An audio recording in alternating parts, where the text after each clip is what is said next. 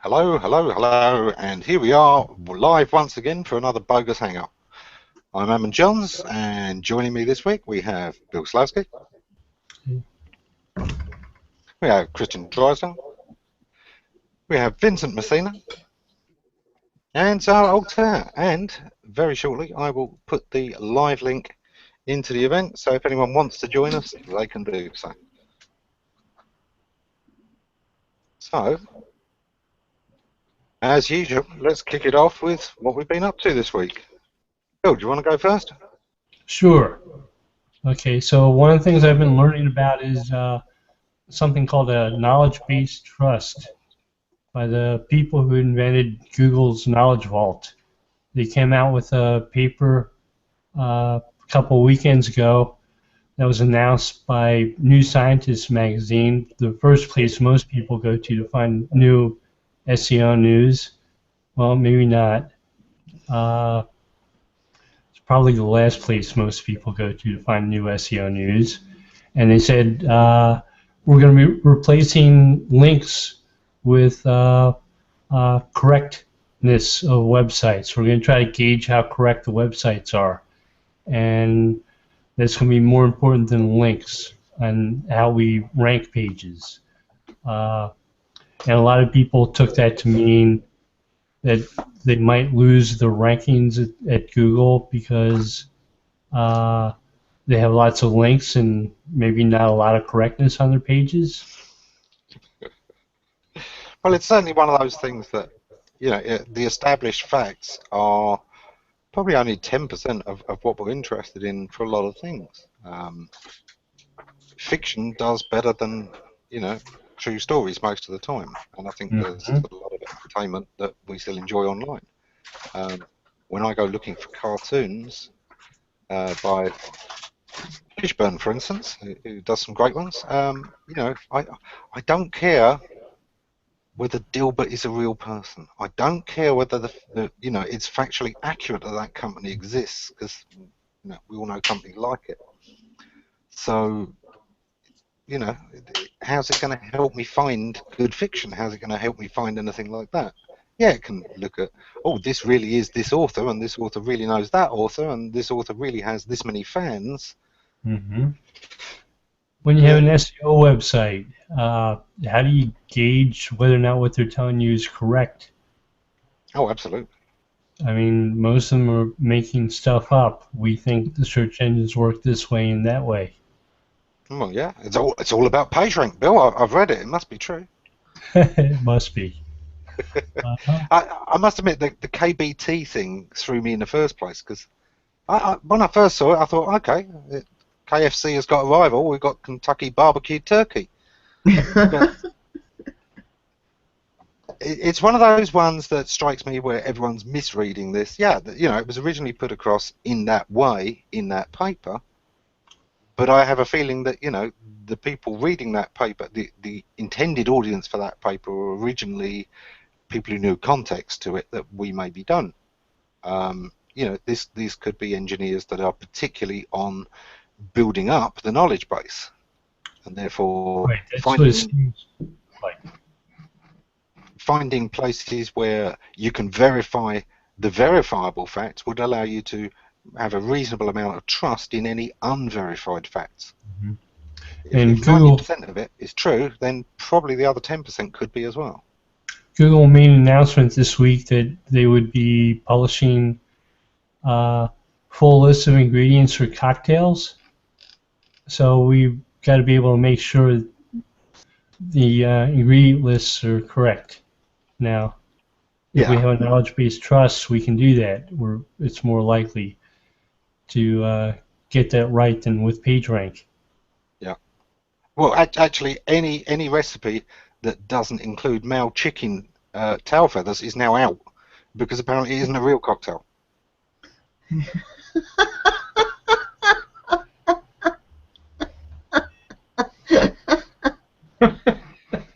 You like that one, huh, Sarah? I did, yeah.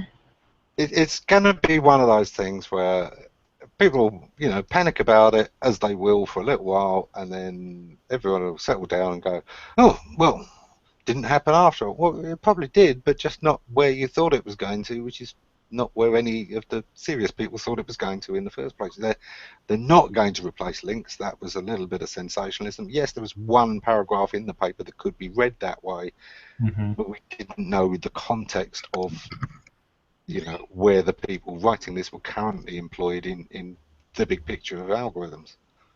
Right. It just happened to be the paragraph that started the paper. Yeah. They talked about getting rid of links. Right. Yeah. But this is why Google makes it very difficult for most of its employees to actually talk to the public. You know, there are a handful that are really kind of let off the leash at all. I know the Google legal team is, you know, kind of reticent about letting any of the others out to play sometimes. Mm-hmm. They're not allowed to speak in public unless they go out in pairs, so they can correct each other. I know. You know, apparently Google's employees are the basis of a lot of knowledge, but they're not given a lot of trust.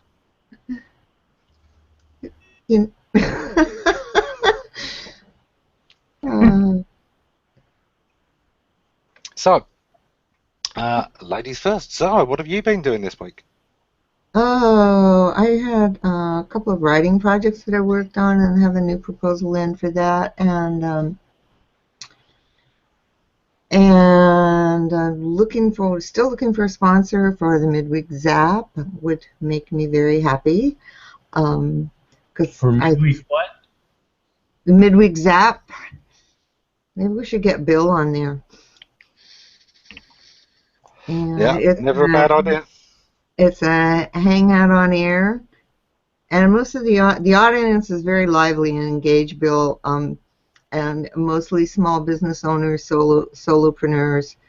And the aim of the hangout is to have guests who specialize in something that pertains to small business, and for people to leave with, you know, actionable things they can do. Some of them do it right during the show. Oh, I went and did this, blah blah blah, you know. But yeah, it's fun. It's very conversational. It's a step up from this because there are actually themes, but it's totally non-scripted. Yeah, I must admit I'm in two minds about sponsorships for Hangouts, because at the moment, you know, most Hangouts, even the bigger ones, have small audiences, and yeah, they do. Advertising of all sorts, even sponsorship. If you've got a really targeted audience where you can, you know, get a massive conversion rate, great, 1,000 people will do. But most forms of sponsorship and, you know, just awareness advertising, you've got 1% or less conversion rate. So, you know, you've got to have 100 people watched for them to get one customer. Right. Yeah, it's tough. Which really is only going to work if, you know, you're selling houses or something like that. It's got to be a big ticket item. Bigger, yep.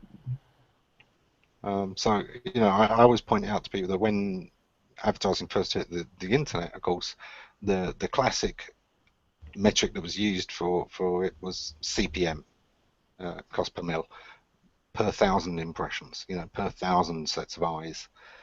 Right, and most Hangouts don't have that. No, not even with their YouTube audience. Most of them. No, the only time that this Hangout did that was with the non-tech Nodex show. Yeah. That's I think the only one. often sort of the practical tools and tips. I'm sorry? I think sometimes the practical tools and tips does do better. They are better. Yeah, and they bring more in on YouTube. That's for sure.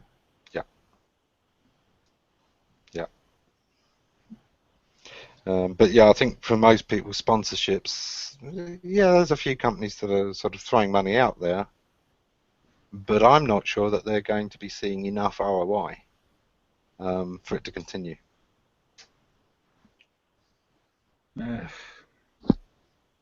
Any comment on that one, Finn?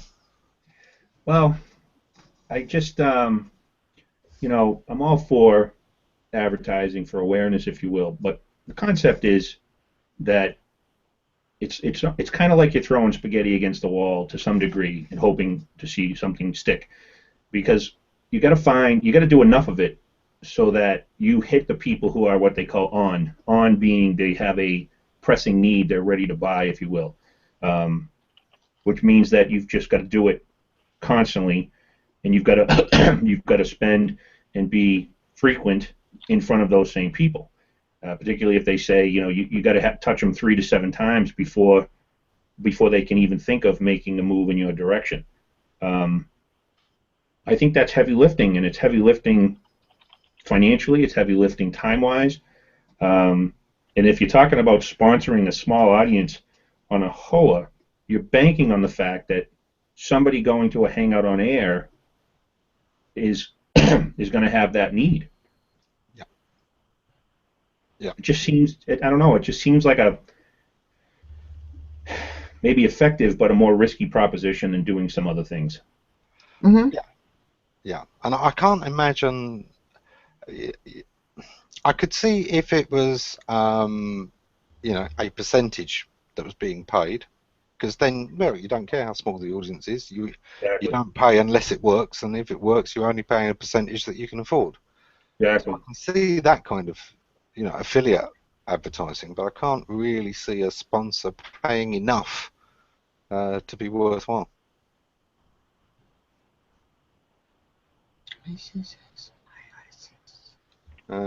So, Vin, what have you been up to this week? Well, since it's Tuesday, let's see, yesterday was Monday. What did I do? I had a number of things going on with a couple of clients. Today I met with a potential channel partner, someone who loans money to dentists and has a vested interest in them succeeding so that they can pay back the debt. So it's a good place for a marketing consultant to be as a partner, because they want to make sure they get paid, so they need the dentist to be successful. And going back to ROI and predictability, I think those kinds of relationships are a little bit more predictable than advertising. So I do more of that than I do advertising. Yeah, I think it's a lot safer, isn't it, overall, to be partners in it rather than just say, I'm going to buy this much, this many pixels of your space and hope to piggyback off your audience that way. Who's ISIS? Did you see that? Yes, they're gone now. Thank you, Bill. Huh. Yeah, well, they won't be coming back, I'm pretty sure. So. No. There they go.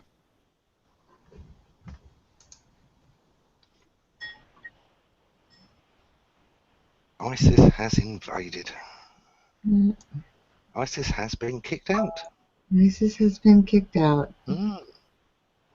ISIS has discovered my left boot is called Charlie.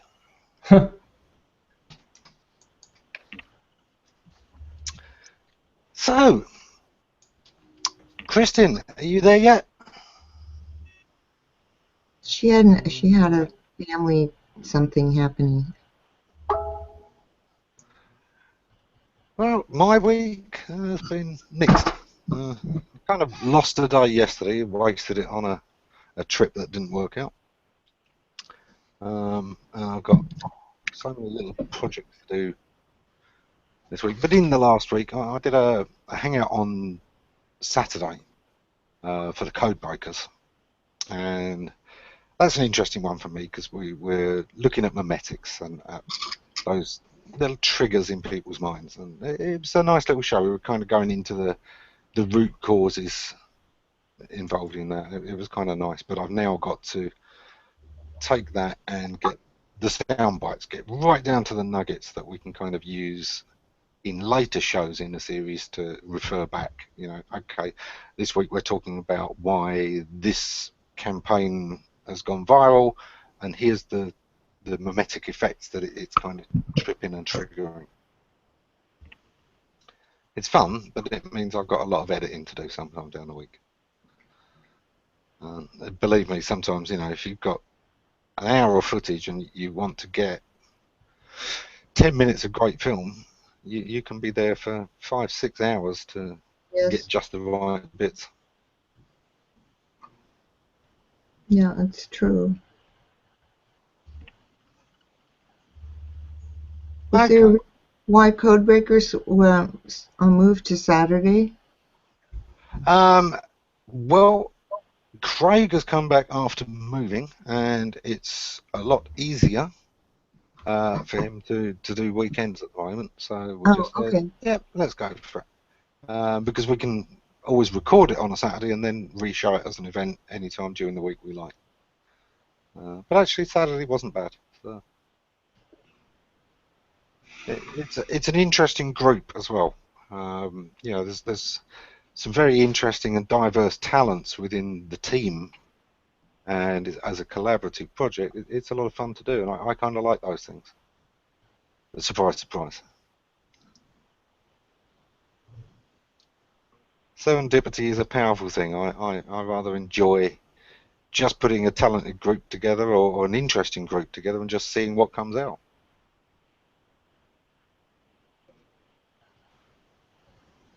I missed it. It was on a Saturday. That's what replays are for. Yeah, I know. Yeah, it was a busy weekend. I had a busy weekend. What were you up to the weekend? I had the 2 projects that I finished yesterday. What kind of writing was it? Were you writing a website, or was this? Oh no, it's like one was straight copywriting, and it's a group that's putting together a new project in Australia, and I wrote a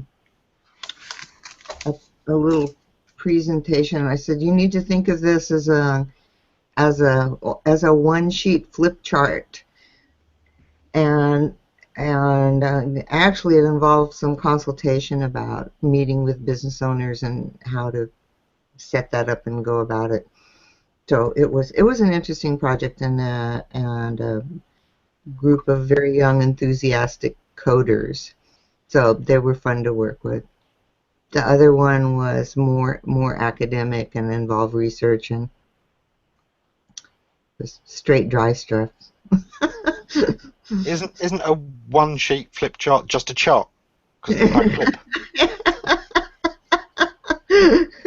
Exactly.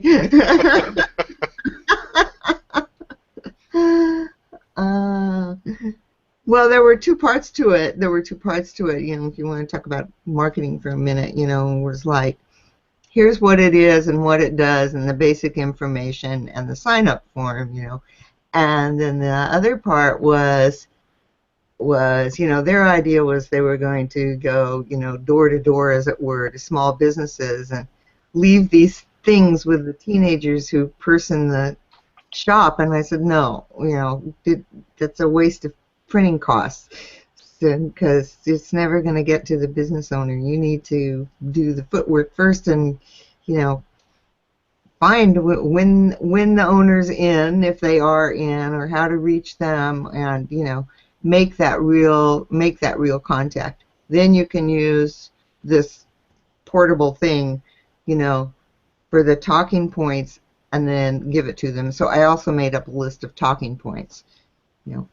They're not sales experienced.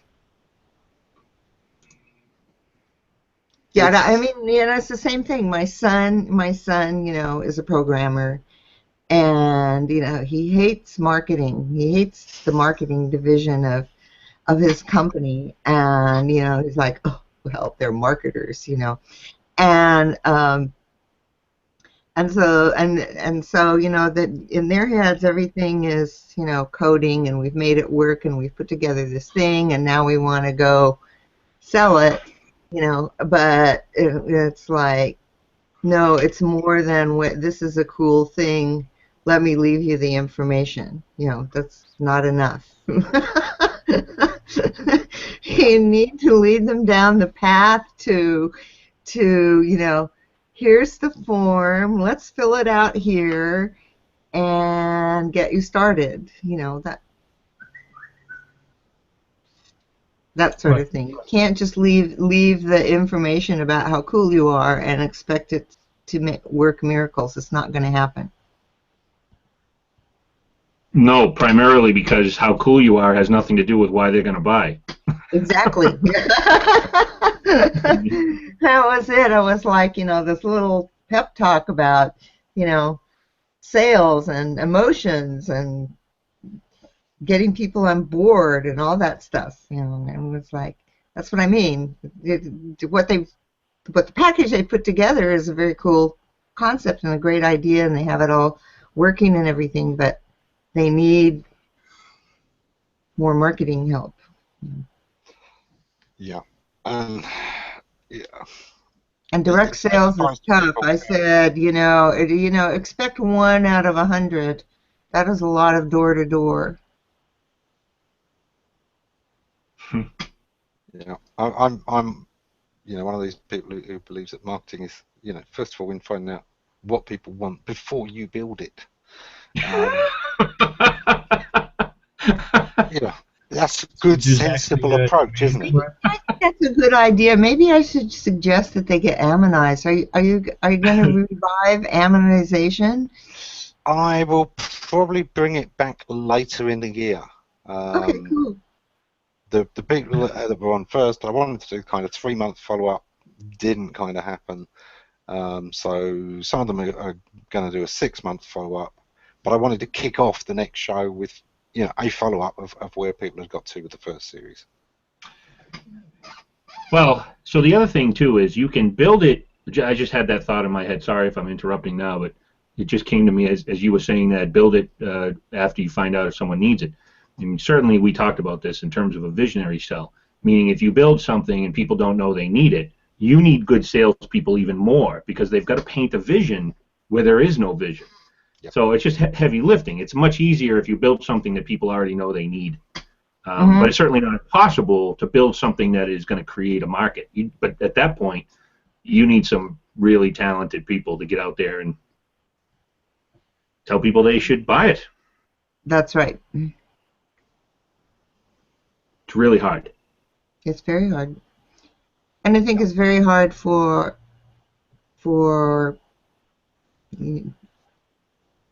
people like that to understand. They just don't have a connection with what's going on in a small retail shop or whatever it might be. What is it that inspires them? Why do they program?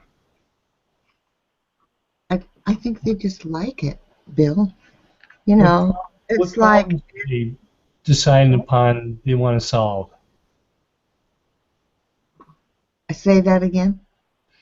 Said, how did they get the ideas that they want to solve certain problems? Building. What problem did they decide to solve, and where did they get that from? Right. Building. So that's what he's asking.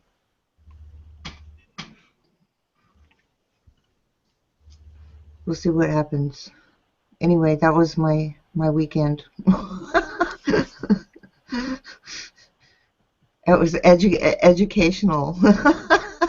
I mean, the writing part was easy, if you know what I mean. But the education part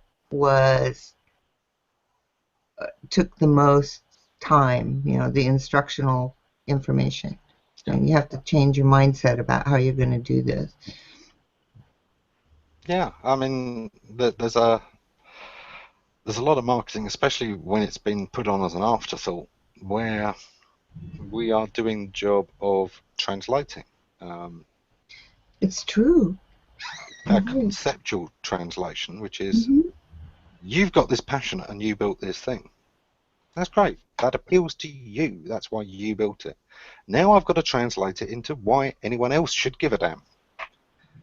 And exactly. That we've got to get to the you know, the issues, the broader issues, the things that are appeal to a wider audience, or the issues that other people have, rather than the fact that we had a programmer who was a bit bored and thought this would be fun to play with.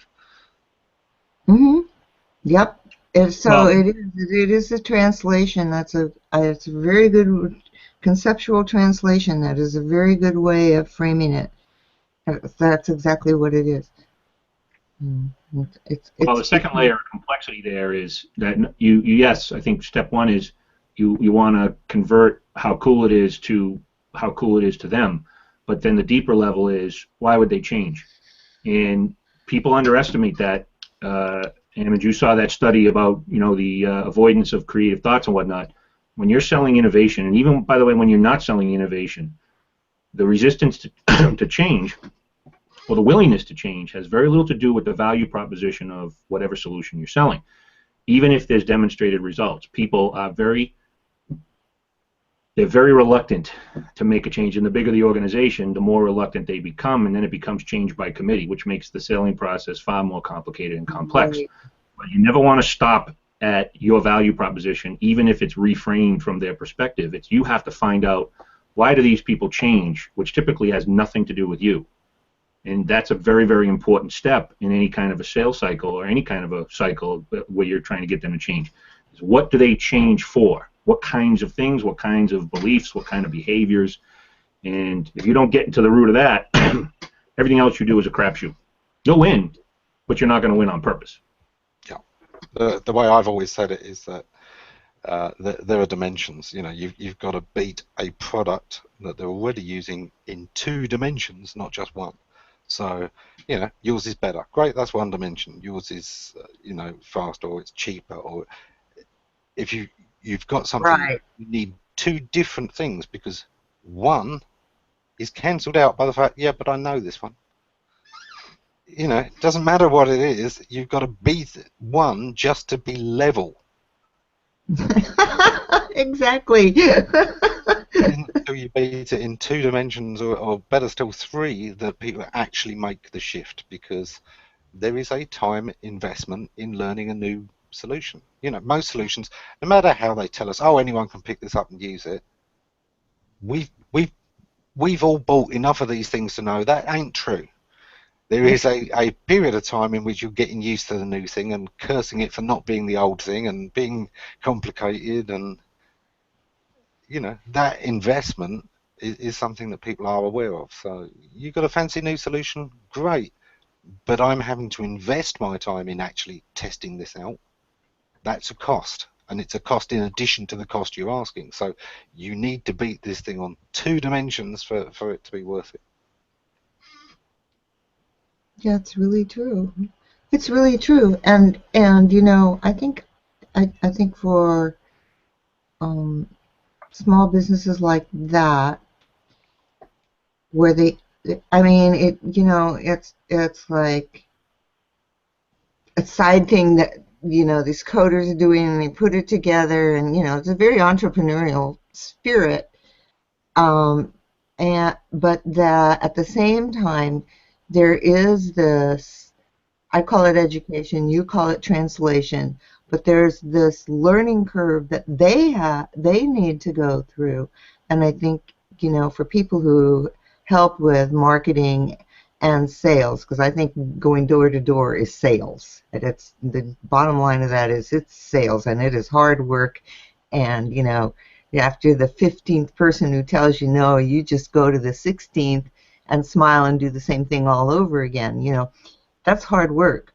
And for someone who's been sitting at a computer doing all this, coding, and then going out in the real world and dealing with real people who can be busy and rude, and I just like right now, Kristin was here, something happened, and she had to leave. That can happen when you're having an in-person sales meeting as well. So that you really need to have this whole mindset when you're going, especially one-on-one. That's really hard. Yeah. Hard work. I often compare marketing and sales. I say marketing is kind of like throwing a party. And everything you do to set the atmosphere, get the invites out, that's marketing. Right. Sales is the actual conversation you have there. It's the actual face-to-face experience there. And Yep. with great marketing, sales can still blow it. Somebody can still have, oh, I had such a bad conversation. I met such a douche at this party. The party would have been great except for this. You know, you can blow great marketing with bad sales, or you can save bad marketing. Hardly anyone turns up. Great salesman. Everyone starts talking about that party, or calling up some friends. Hey, you've got to come over and enjoy this. So that's kind of how I divide the two. I like the party concept. I like that. Yeah, you missed it. You missed the party. Yeah, but you know, a lot of the marketing that really rankles us is when somebody's, you know, they're showing you how great this party is, and we know, either because we've been there or we've been to enough parties like it, that actually this party sucks.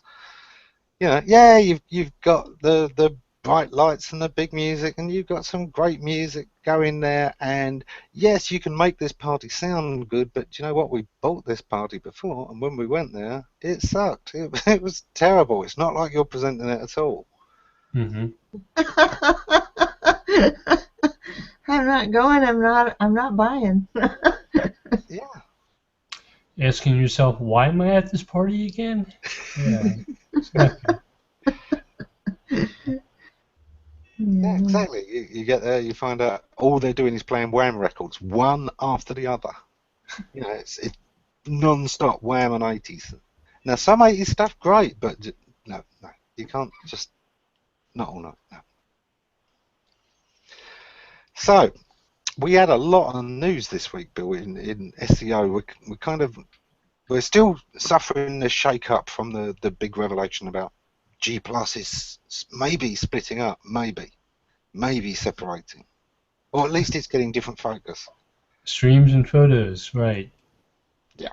And I found a patent this week that talked about activity streams. Yeah. And how they're ranking users and items. It was a little bit odd actually going to the patent and seeing the word streams in it after all the announcements at Google about, and TechCrunch and a lot of the other tech type blogs that talked about streams and how Google Plus was breaking up into parts. But The streams have been the big success story, haven't they? Because whereas a lot of people are saying, oh, the homepage is dead because people wanted to get straight into the serious content, and most homepages are actually pretty bad at giving you an idea of how deep the site is, because sites are so huge these days. There's usually so much complexity and depth that a homepage stream reminds me of Facebook's news feed, right? Yes. Or the Twitter data stream. Yeah. Yeah. Or even the latest blog posts on anything, you know, where you've got that non-stop stream. No matter what speed that stream is at, that's all it is. Yeah, endless scroll. Mm-hmm. Although technically none of them are endless. You can sooner or later run out. It may take you a few years, but you know, accuracy, please. It's a long scroll. Yeah. It's not quite endless. There you go. You start seeing repeats. Michael Shane David says Wham is not a party. Absolutely right. Michael, you should get in here. You're obviously our kind of people. Oh, wait, he had another one. So, one of the things that struck me with that patent, you know, this is something we've talked about before. Hangouts is an immense product, but it started off as Google Chat, which was a side app to Gmail. Long before there was a G+, we had this Google Chat that plugged into your Gmail, and as you were going through your email, there was this little chat box, you know, app on the side that you could use to have live conversation. Mm-hmm. When G+ came along, it kind of got bundled into it. Yeah, okay, it makes sense there. But it wasn't taken out of email either. It was still there. but for some reason it kind of got made subservient to G+. Now, all right, they saw it as a similar function. I think that's why it kind of went there, but it probably never should have, and especially when we got actual Hangouts with video chat. This should always have been a product that was designed to go head-to-head with Skype, because let's face it, in our minds it does. There's a lot of us who use Skype very little, having got into Hangouts, and there's a lot of us that like Hangouts but still kind of lean towards Skype. And I can understand both aspects. Hangouts still does have a few bugs. When it works, I prefer Hangouts to Skype. I think Hangouts forced Skype to become free. So it had a beneficial effect. Yeah, yeah. I think there is something to that. And of course, we've talked before, Bill, about Google's aim to really get into everybody's home, to be quite ubiquitous as a communication device. They want that Google Box, the Chromecast, there as a big part of people's entertainment hub and communications hub. This is where lots of different companies are going. Microsoft have certainly been going there with Xbox. Apple, of course, are very TV. interested. Yeah. And obviously, PlayStation 3, Sony's been there a while. And PlayStation 4 was designed to... I personally don't think that the PS4 was enough of a leap. I don't think it added enough. But I think Microsoft is aiming at the upgrade to Windows 10 to get a lot of people sold on what Windows is capable of, with a free Cortana, and yes, is making that free. And things like Office 365, Microsoft's battling the free Google Docs and other business apps for their survival, pretty much. Yeah, because although Microsoft Office is still kind of looked at as the default, OpenOffice or LibreOffice has been around and nibbling at that market quite successfully. There are some other alternative programs that will still open Office Docs, and of course Google Docs, open, free, easy to share, has been, I'm certain, eating into that market as well. And while I think Microsoft have held them off, partly that's been on reputation. You can't rest on reputation alone for very long, because it does wear off. Past glories will not keep you going forever. Past mistakes will bury you forever, though. Oh yeah. Yeah. Well, sometimes it's amazing what people can come back from. It's amazing how short memories can be sometimes. There was a time when people thought Michael Jackson's career was over before he managed to pull it back, and then died, and of course it was over. But there are amazing things that people can come back from. I seem to remember a lot of people thought Elvis's career was over, and then he came back before he died. And it's amazing what people can sometimes write off and forgive. I think forgiveness is an important thing. We like to think that people have learned their lesson and repented. We're often wrong, but we like to think it. Well, but you're not forgiving for them. You're forgiving for you. Yeah.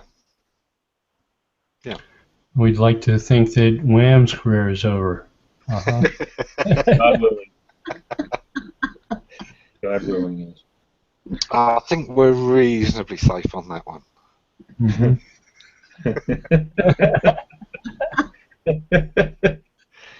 But, I will argue this. What's his name is not a bad entertainer. What's his name? The lead singer guy. Who? Oh, George Michael. George Michael. I mean, you know, as a musical guy, I got to give credit where credit is due. He was not a complete abomination talent-wise. No, I mean, actually, a lot of people said that when he went off on his own, wow, you know, he was actually capable of quite a lot. And even some of the ones that had kind of resisted his solo career, when he stepped in at the Queen tribute when Freddie Mercury died, and he was the only one who was able to sing Freddie's songs like Freddie would have, that was a huge mark of respect. And absolutely right. You know, he did a superb job, and I've never quite heard anyone be able to cover Freddie Mercury's songs the way that George Michael managed. Yeah, we never really get a full glimpse of someone's complete talent by their pop status, by their pop work. You know, you're familiar with John Mayer, right? John Mayer. Mm-hmm. He's a phenomenal guitar player, but you don't really get a sense of it by listening to some of his earlier pop stuff. You got to catch his blues concert or see him live and do things that you just don't get to see with the mainstream John Mayer. So you can't judge John Mayer based on, you know, what the mainstream stuff is. You got to sort of see him off on the side. And I think George Michael was a pretty decent talent, as much as we're making fun of Wham, because Wham themselves would not one of my favorite. I did like the fact that he took some of the negative publicity about himself, such as the arrest in the gents' toilets, turned it into a music video and made fun of it. There was a kind of, I don't know for certain that this isn't arrogance, that you know, it wasn't, this is how silly the cop is, but there was a certain level of humour that, you know, I had to love in that. There have been numerous other little incidents, though. Yeah, I know the press get their teeth into somebody and then start making a lot of it up. But even then, one does feel he might have lost the plot a tiny bit.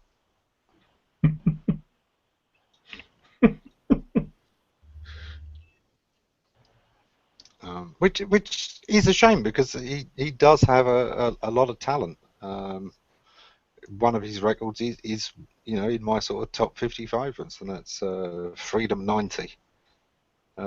Great song. In the original video, he's not in the video. He's not anywhere in the video. It was all the supermodels and things, and that was partly because of a clash over contracts with, if I remember right, it was Sony at the time. He wanted out of the contract. He'd agreed to do X amount of stuff, so yeah, okay. But it's not in my contract that I have to be in the video, so I won't be.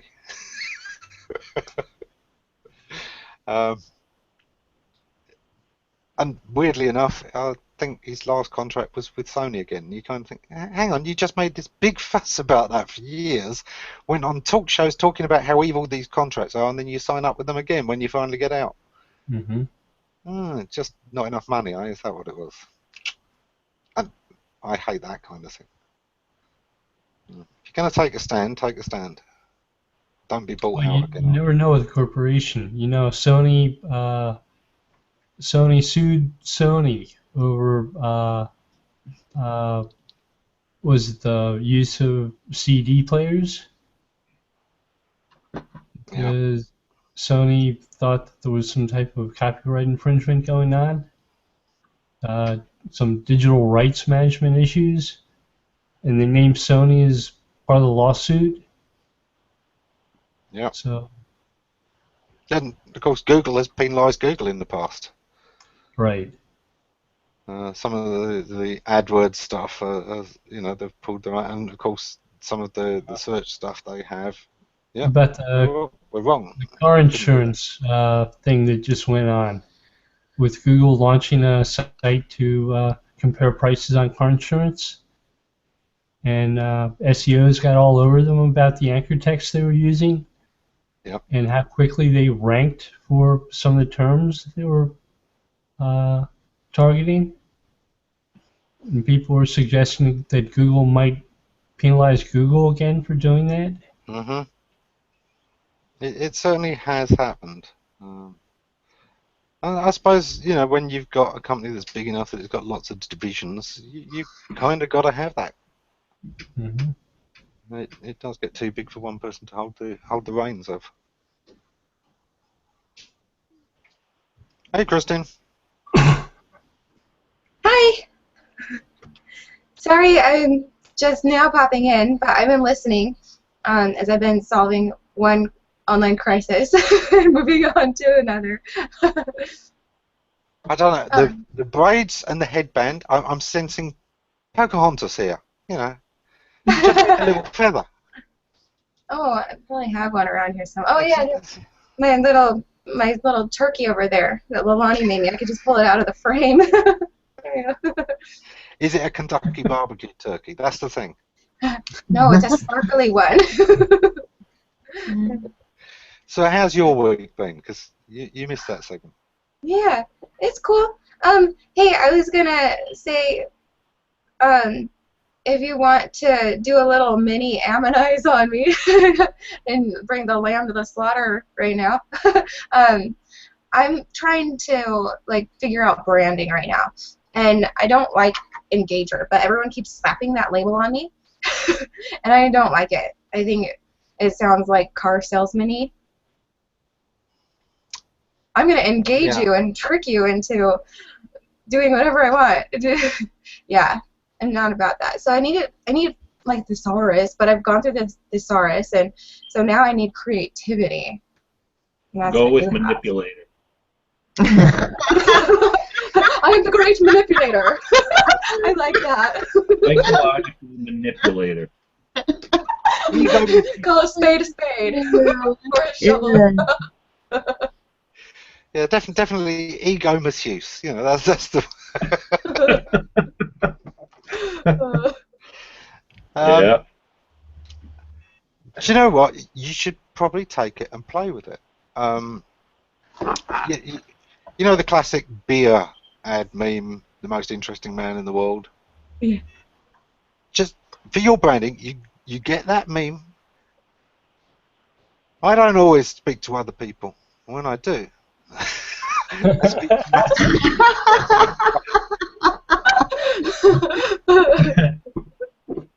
What? They let me have my cage, right?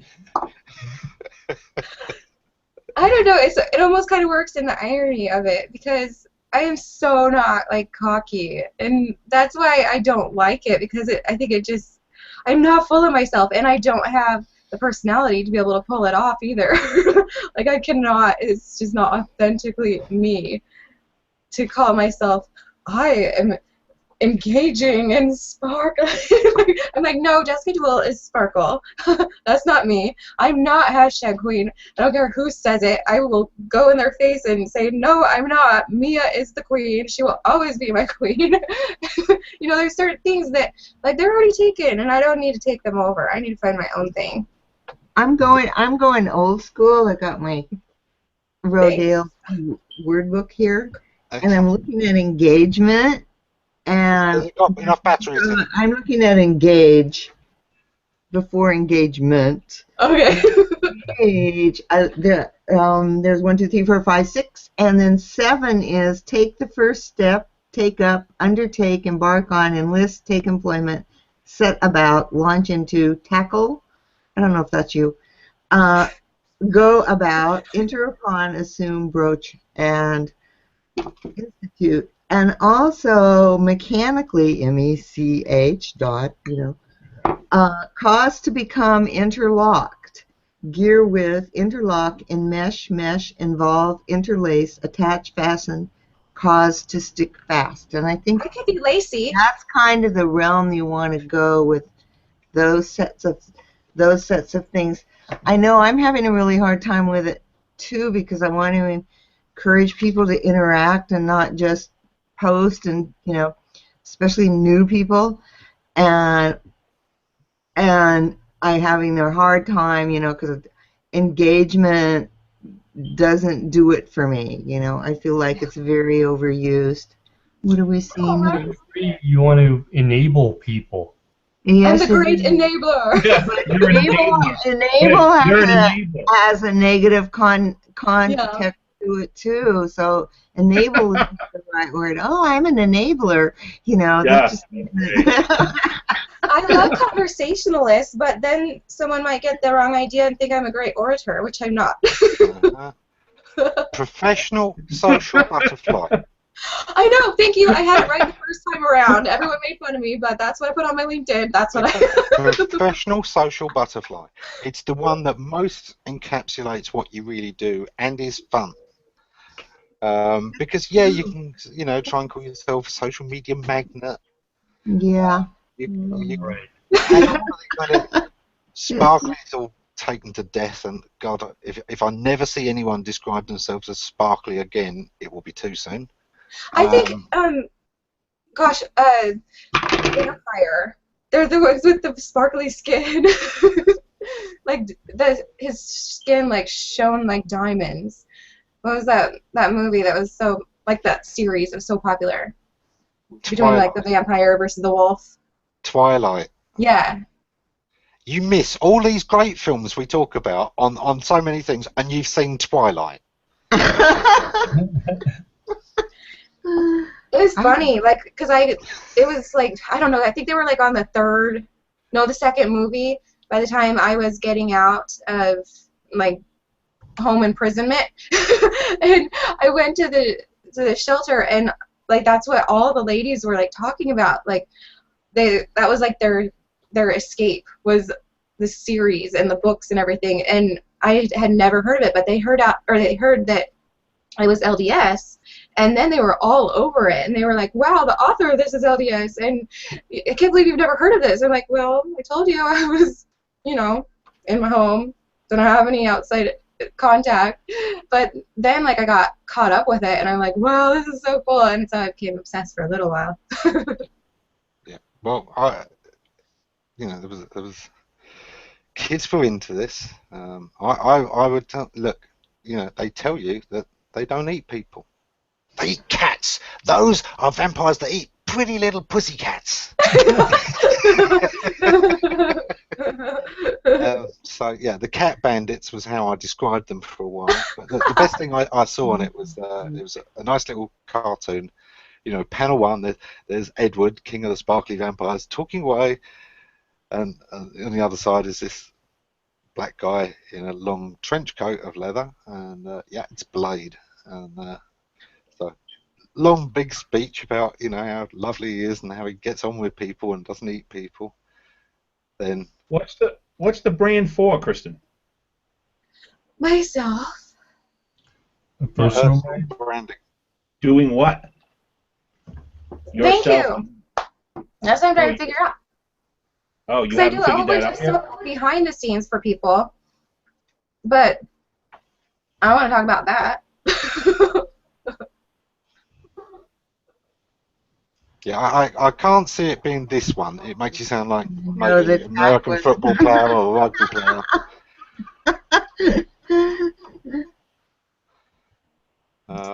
Yeah.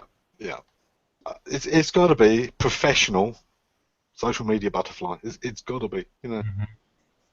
Social Yeah. media madam. Professional.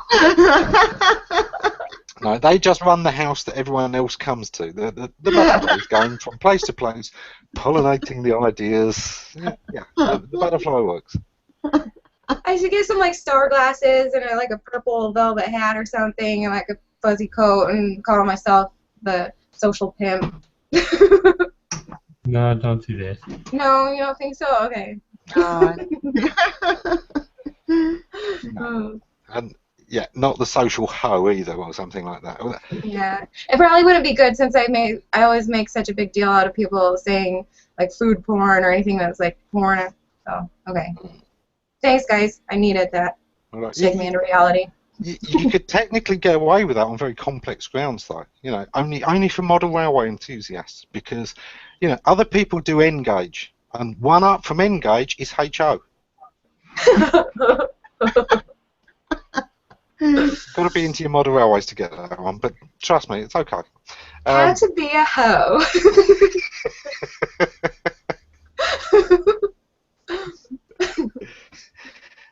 Is that lost on all of you Did you miss that era of comedy?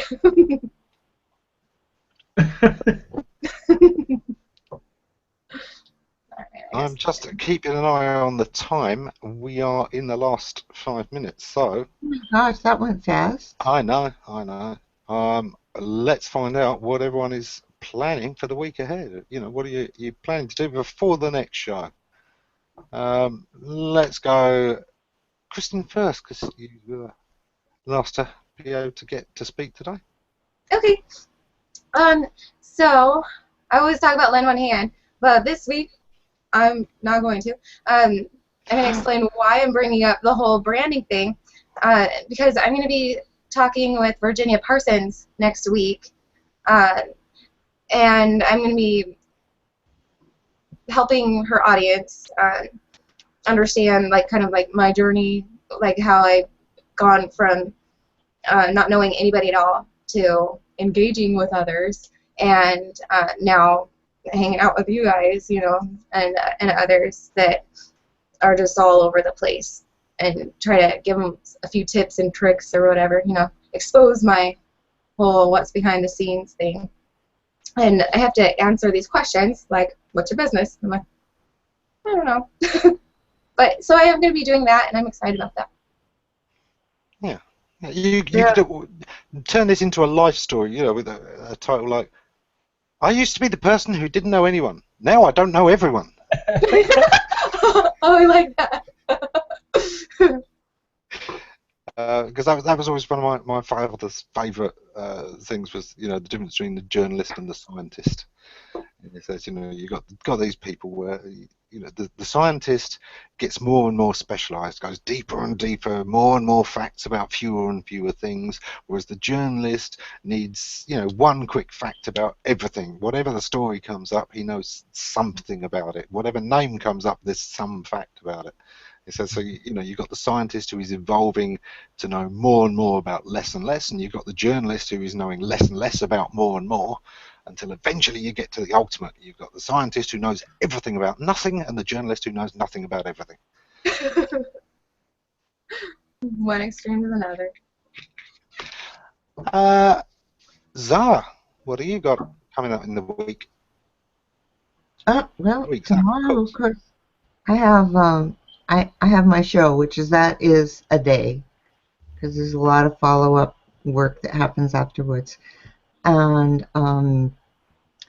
Thursday and Friday doing some more writing for some writing projects, and weekend, I'm not sure about the weekend yet. Yeah, cool. And Monday's way next week. Monday you're going to be seeing me on Virginia Parsons' show. I think there might be a Codebreakers coming up this weekend as well, which was. That's right. Yeah. Yep. Come on, tell us, Kristin. Okay, I thought it'd be a really cool idea to talk about, like, viral partners and why people move from person to person and why some others don't. And Craig Kelder is going to be our very special, esteemed guest to be, well, he's another code-breaker, but he's going to be talking about attachment theory, and we're going to dive into that. I've got experience with that in my college courses, so I'm super excited. Excellent. Excellent. Yeah, it should be fun to look at, you know, these people who are kind of serial monogamists who, yeah, from relationship to relationship, and usually from failed relationship to failed relationship. Yeah, should be a good one. Vincent, what's coming up for you in the week? Same old, same old. Lots of work. Lots of work's good. Any particular direction you're going at the moment? Yeah, I'm going to try to. I'm putting together a kind of a cool concept for a professional service office, particularly a dentist. It's called a conversation map. And what it's going to look like is when a patient walks in the door, they go through a cycle of talking to different people.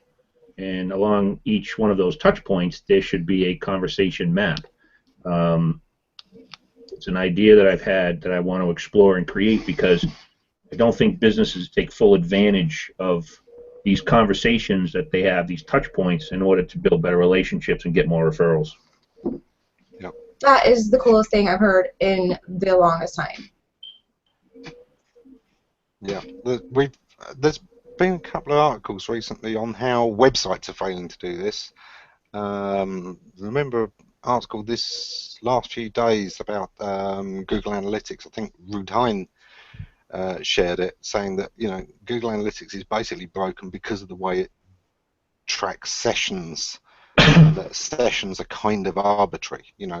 30 seconds with no activity, 30 minutes between activity ends one session, starts another. Well, who says? Why 30 minutes?